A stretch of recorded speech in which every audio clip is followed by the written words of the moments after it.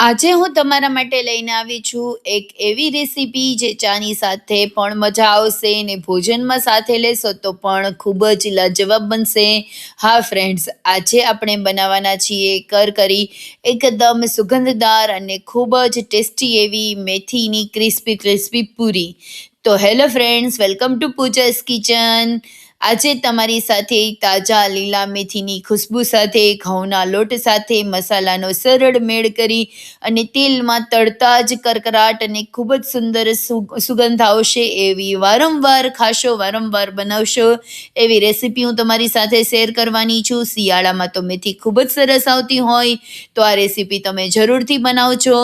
તો તેના માટે મેં અહીંયા એક વાટકો ઘઉંનો લોટ, અડધો વાટકો ચણાનો લોટ, ત્યાર પછી ઝીણી સમારેલી એકદમ સરસ લીલી મેથી લઈ લીધેલી છે.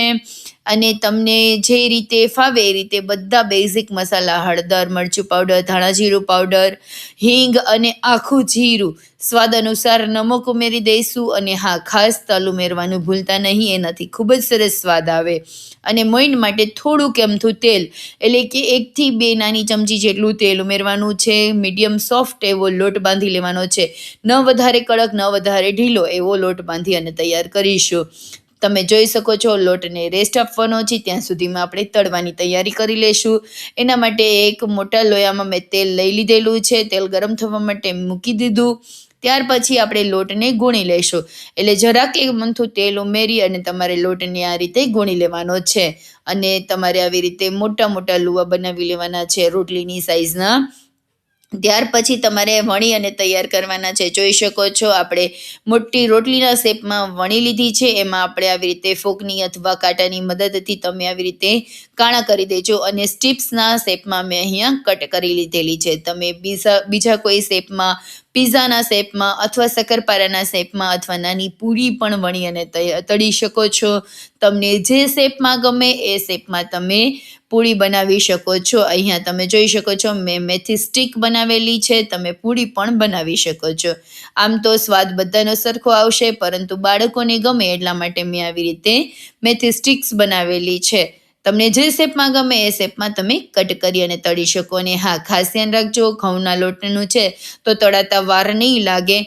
અને તમારે ફટાફટ એવો મીડિયમ ટુ સ્લો ગેસની ફ્લેમ ઉપર એકદમ ગોલ્ડન બ્રાઉન થાય ત્યાં સુધી તમારે તળવાની છે. જોઈ શકો છો આપણી પૂરી એકદમ સરસ તૈયાર થઈ ગઈ છે.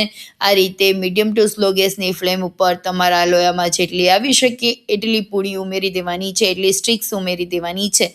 આ રીતે તમે જો મેં અહીંયા ઉમેરી દીધેલી છે. અને એકદમ સરસ ગોલ્ડન બ્રાઉન તળજો, નહીંતર જો કાચી રહી જશે ને તો પણ સ્વાદ સારો નહીં આવે. અને ઓવરકુક થઈ જશે, બ્રાઉન થઈ જશે ને તો પણ સ્વાદ સારો નહીં આવે.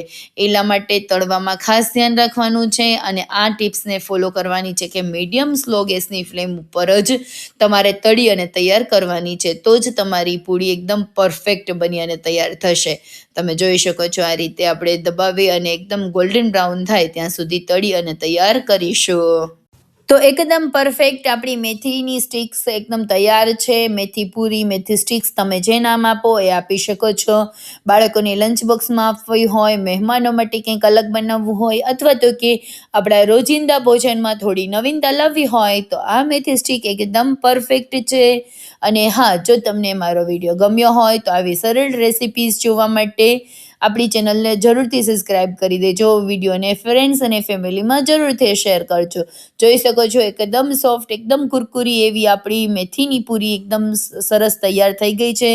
તમે એને ચાની સાથે, નાસ્તામાં કોઈ પણ રીતે એન્જોય કરી શકો છો. રેસીપી ગમી હોય તો મને કમેન્ટમાં જરૂરથી જણાવો. તમને નેક્સ્ટ કઈ રેસીપી જોઈએ, કઈ નાસ્તાની રેસીપી અથવા શિયાળા સ્પેશિયલ રેસીપી જોઈએ એ કમેન્ટમાં જણાવવાનું ભૂલતા નહીં. આપણે જરૂરથી ને જરૂરથી શેર કરીશું. Thank you for watching. Bye bye. ફરી મળીશું એક નવી રેસીપી સાથે. Bye bye.